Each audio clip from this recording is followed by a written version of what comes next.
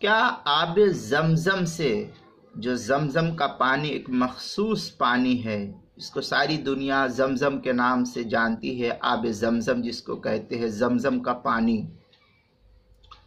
تو کیا زمزم کے پانی سے، آب زمزم سے وضو، غسل وغیرہ کرنا کیسا ہے؟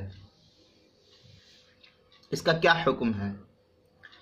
چنانچہ اس سلسلے میں جاننا چاہیے کہ پاکی کی حالت میں تبرکن انسان پاک صاف ہے، اور اس پاکی ہی کی حالت میں آب زمزم سے تبرکن وضو کرے یا غسل کرے، اور اسی طریقے سے آب زمزم کو اپنے جسم پر، اپنے چہرے پر ملے، تو یہ عمل کرنا اس کے لیے جائز ہے۔ چنانچہ حدیث مقدسہ کے اندر اس کی کچھ تھوڑی سی نظیر ملتی ہے۔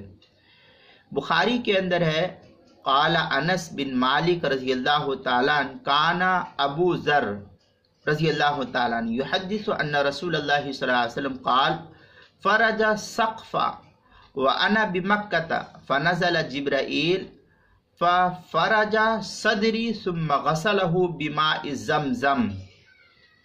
یہ اس طریقے کی عبارت جو ہے، تفصیلی بحث بخاری کے اندر موجود ہے۔ صحیح بخاری پہلی جلد صفحہ 221، کتاب المناسک، باب ما جاء فی زمزم، جو ہندی نسخہ چھپا ہوا اس کے اندر، حاشۃ التحتاوی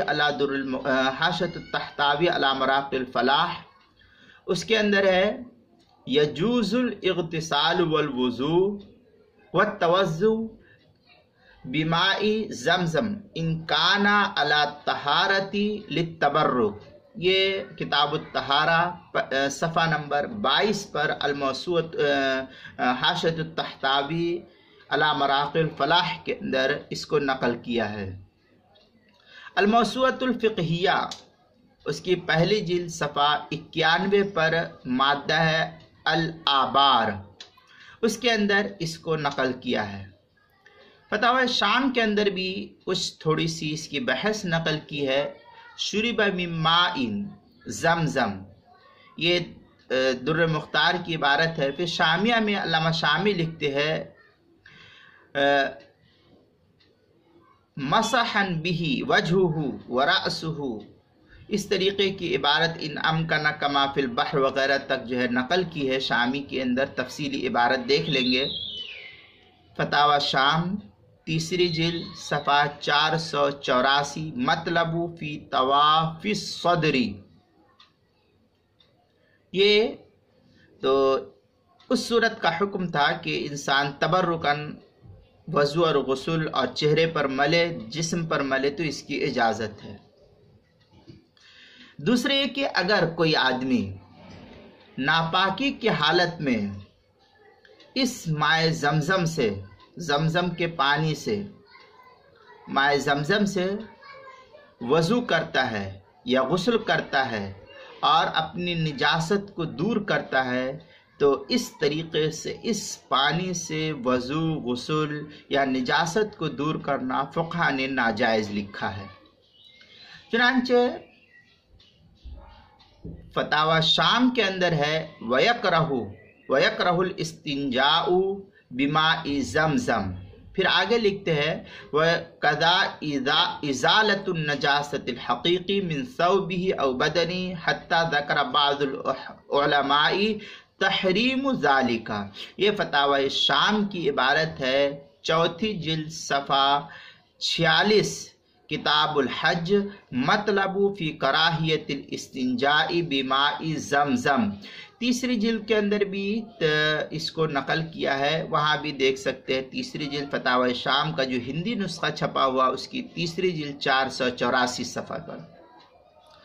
حاشیۃ التحتاوی میں ہے فَلَا يَنْبَغِي أَنْ يَغْتَسِلَ بِهِ جَنْبٌ वला मुहदिसुन वला फी मकान नजिसिन वला इस्तंजी बिही, इस तरीके की इबारत जो है हाशियत तहतावी अला अला मराक़िल फलाह के अंदर सफ़ा 22 किताबुत तहारा के अंदर भी इसको नकल किया है, वहाँ भी देख सकते हैं।